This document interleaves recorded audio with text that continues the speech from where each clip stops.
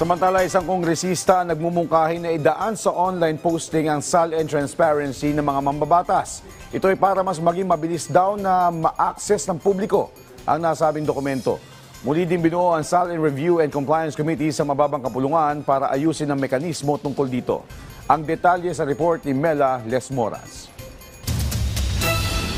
May ilang mungkahi si Kamanggagawa Party List Representative Eli San Fernando para mas madaling makita ng publiko ang Statement of Assets, Liabilities and Net Worth o SALN ng mga kongresista. Pwede raw itong i-request sa kanilang mga opisina o para mas mabilis, maaari namang i-post na ito mismo sa website o Facebook page ng Kamara.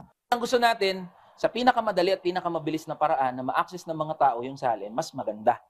Wala na masyado dapat burokrasya. Subject syempre sa mga existing na mga batas natin, such as data privacy.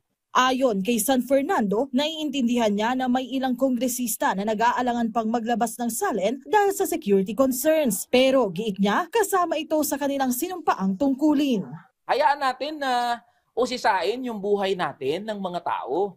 When we entered public service, nag-decide din tayo na yung private life natin ay sinasakripisyo na natin at ibinubukas natin yung buhay natin sa mapang-usisang mata. Every peso, every centavos na sinasahod dito sa House of Representatives at napupunta sa ating mga opisina, dapat malaman yan paano ginagasta. Sa ngalan ng transparency at accountability, una na ring isinapubliko ni House Speaker Faustino Boje-D III ang kopya ng kanyang SALN. Dito'y nakasaad na higit 121 million pesos ang kanyang total assets habang lagpas 47 million pesos naman ang kanyang total liabilities, kaya ang kanyang net worth nasa 74 million pesos. Kasabay ng paglalabas ng kanyang SALN, formal na ring binuo muli ni Speaker D ang SALN Review and Compliance Committee ng Kamara. Sila ang mga ngasiwa sa panuntunan para sa mga SALN ng mga kongresista. Ayon kay Akbayan Party List Representative Percy Sandanya, nananalig siya na malaking bagay ang ginawang hakbang ni Speaker D para kusang loob na ring maglabas ng kani-kanilang SALN ang iba pang miyembro ng Kamara.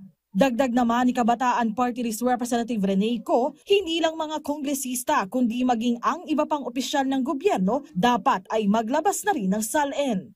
Sa ngayon, nakarises ang Kongreso at nakatakda naman silang magbalik sesyon sa November 10. Mela Lesmoras para sa Pambansang TV sa Bagong Pilipinas.